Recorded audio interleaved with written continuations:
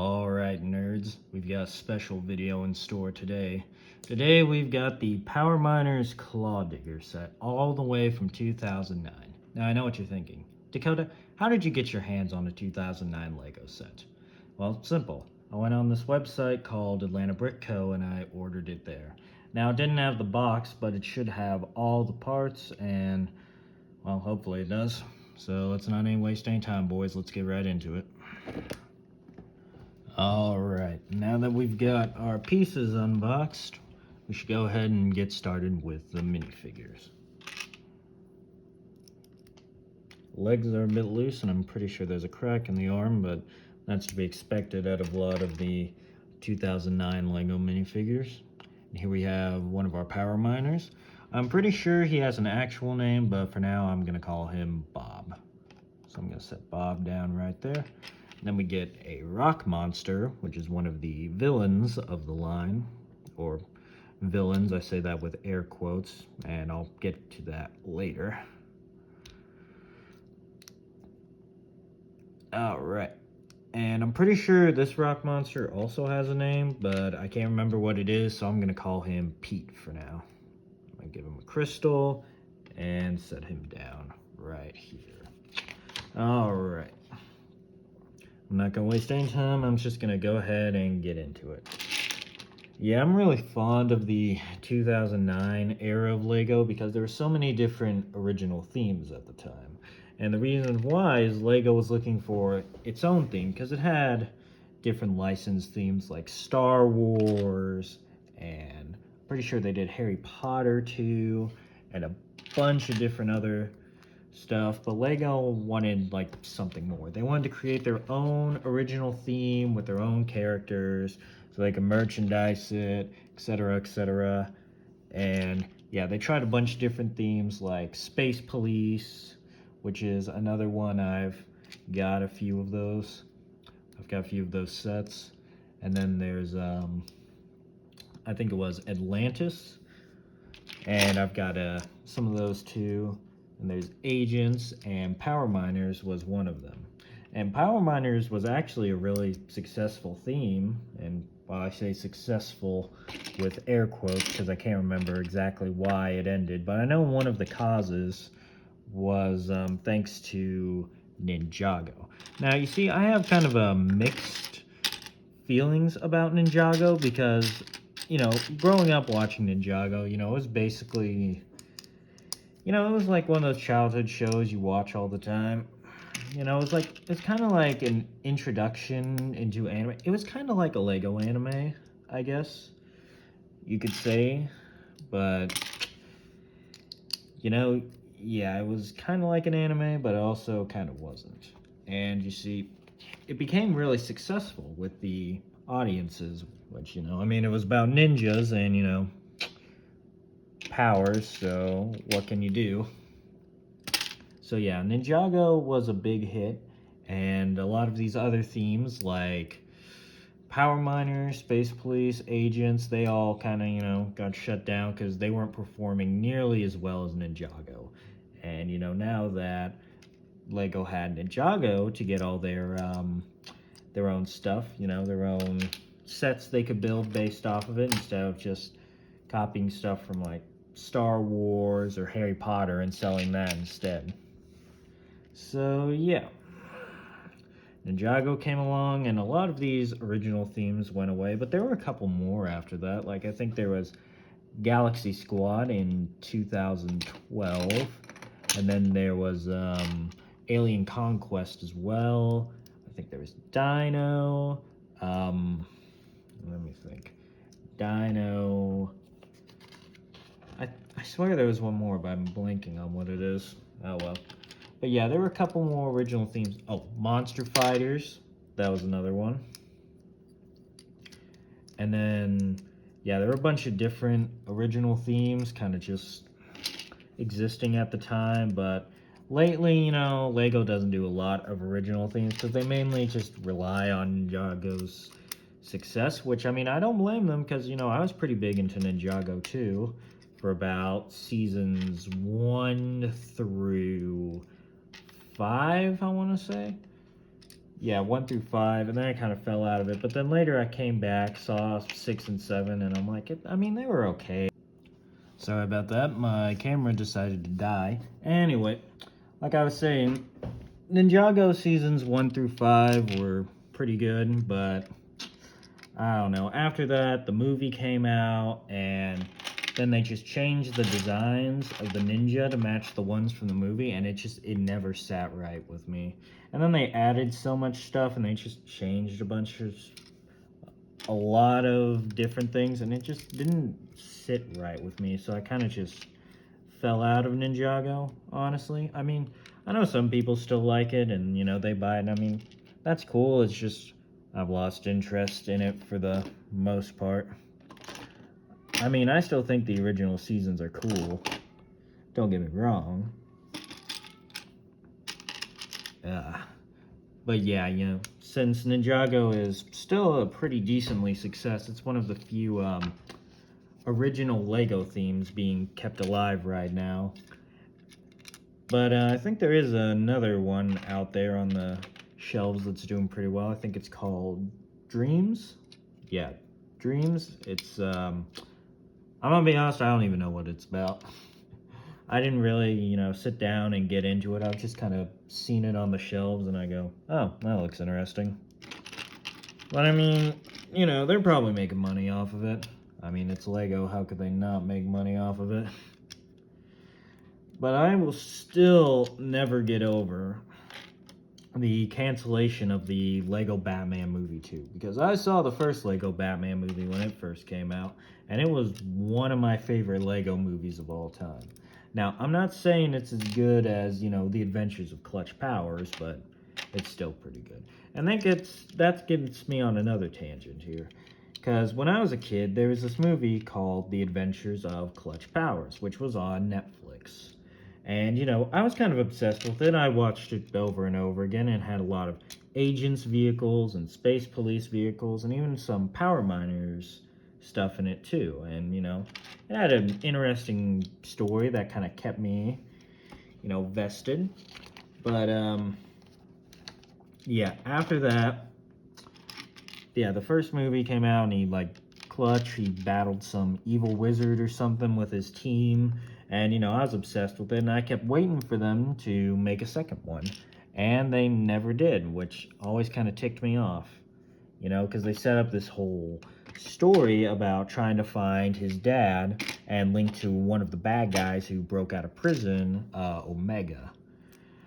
But I will address this, and I think in Ninjago season 11 or something, they brought Clutch Powers back into it, but it's not the... My phone keeps having wondrous technical delays. Anyways, like I was saying, the Clutch Powers that's in Ninjago, the reason I don't say he's not the same Clutch Powers from the movie is because he acts very different than the Clutch from the movie, because Clutch at first, he was this really determined adventurer, he's very much an I'll do it myself kind of guy. I always work alone. But then he goes through this whole arc in the movie to where he gets paired up with these other guys who also like working alone. But then, over time, he starts realizing he needs their help to defeat the evil wizard dude. And yeah, then at the end, he sets off to, go find Omega or whatever with them. And, it's a lesson about teamwork or something. Oh well. But from what I've seen of Clutch and Ninjago, he's nothing really like that. And he's not, ready to fight everyone. He's just... I think they said, he's kind of a jerk and he just steals stuff. He's like this one character I remember being on there, Ronin. And I think they just added him in as a Ronin replacement. And they said, he's supposed to be a comedic relief, and... Again, it's not the same Clutch Powers, it's just their take on him. And I'm like, I mean, I guess that's cool, but I still want to see a sequel to the original Clutch Powers movie, I want to see him follow up on the other two prisoners that escaped that they were setting up for sequels. Obviously I want to see what the deal was with Omega. But, who knows? Maybe one day... that movie will get made. Or, maybe it won't. I mean, a man can hope. Because and I'm still wondering if they're ever going to make a third Lego movie. And now I'm talking about the Lego movie with, like, Chris Pratt and, what was that guy's name? What was that girl's name? Elizabeth Banks or something? Yeah. That one, you know, with the piece of resistance. And then the second one with the, oh crap, what was it? Second one with, like, Emmett, but he turns evil. Spoilers, I guess. But, yeah. I remember the second Lego movie coming out, and for some reason, it didn't do too well at the box office from what I heard, even though I personally really enjoyed it. You know, but I guess it just doesn't matter in the end whether I enjoy it or not, because they still haven't announced a third Lego movie. I don't tell me. Okay, I think someone put these stickers on the wrong way, but we're just gonna roll with it for now. Okay. Yeah, anyways, like I was saying, you know, from what I've heard, they haven't announced a third Lego movie, or there was supposed to be a sequel to the Lego Batman movie, but it got canceled because the Lego Movie 2 didn't do all that good, and I think I may understand why. Because I remember when it was coming out, I was a bit worried because in a lot of the promotions and stuff, they were doing a lot of, you know, Fortnite related stuff. Like, I'm pretty sure they were flossing, and a lot of people thought, you know, it was going to be, you know, cringe Fortnite stuff, so they didn't end up, a lot of people didn't end up watching it, but I actually really enjoyed it. You know, and it wasn't just a bunch of cringy Fortnite stuff, you know, it had a really deep message to it, kind of like the first one. But, you know, who knows, maybe one day they'll make a sequel. And heck, who knows, maybe they'll put Clutch Powers in that one. But a man can dream, you know, a man can dream. But yeah, like I said, I really love the 2009 era of Lego, and I wanted to buy all these different sets, but I had a small problem called being broke. And now I'm still broke, but, you know, consequences be darned. Basically my philosophy when it comes to this. You know, I've managed to get my hands on a lot of different sets from that era. Like, I've got another one of the Power Miner sets, the Thunder Driller, I think that's what it's called. Yeah, the Thunder Driller. I managed to get that. I was gonna put that together in a video, but I was having difficulties again. You know, fun stuff all around. Oh, right, I should mention kind of like the lore behind Power Miners. So if I remember it correctly, the lore behind Power Miners and why there's a bunch of people underground taking these crystals from a bunch of hobgoblin rock monsters is, I think in the trailer, like, there's a bunch of weird earthquakes or something going on, so a bunch of the Power Miners, like, went underground to investigate it, and they found these caves full of these crystals, and apparently in Lego lore, these crystals right here are a source of power. Because I'm pretty sure they mentioned that in the Clutch Powers movie, but anyways, yeah. The crystals are a power source, and the rock monsters are like causing these tremors or something that are damaging Lego City or something, so Power Miners go down there to, you know, try and stop it. So, yeah, there's a bunch of different sets out there. Like, I know at one point they supposedly went deeper into the caves, and they started hitting lava, and there were all these different lava-themed rock monsters, and, you know, hopefully at some point I can get my hands on some of those and maybe unbox them on the channel. Ah, now it's thundering outside. That's always fun to deal with. Yeah, so enjoy the unintentional thunderstorm ASMR in the background. I know my sleep schedule has been, not my sleep schedule. Yeah, my sleep schedule is inconsistent, but what I meant to say was my upload schedule has been pretty inconsistent, and, you know, being in college now isn't exactly helping that fact. Let's see which one gets this. Okay, that one. yeah, I recently started college and, having a bit of difficulty, kind of getting adjusted to everything. But, I tried using my method for making friends for being introverted, which, I came up with a while back. How I made all my friends in high school and places like that was I looked really sad, but also really approachable, and I hoped an extrovert would take pity on me. And so far, that's not working. So, fun stuff on that end. Maybe I just haven't found my crowd, but oh well. What can you do about it? That in there. But yeah, this isn't my first time going to college. I used to go to this other college in this really small town. Um, I'm not going to say the name of it in case, the Illuminati tries to track me down or anything. But yeah, I went to this smaller college out in this little town where I was going to become a pilot.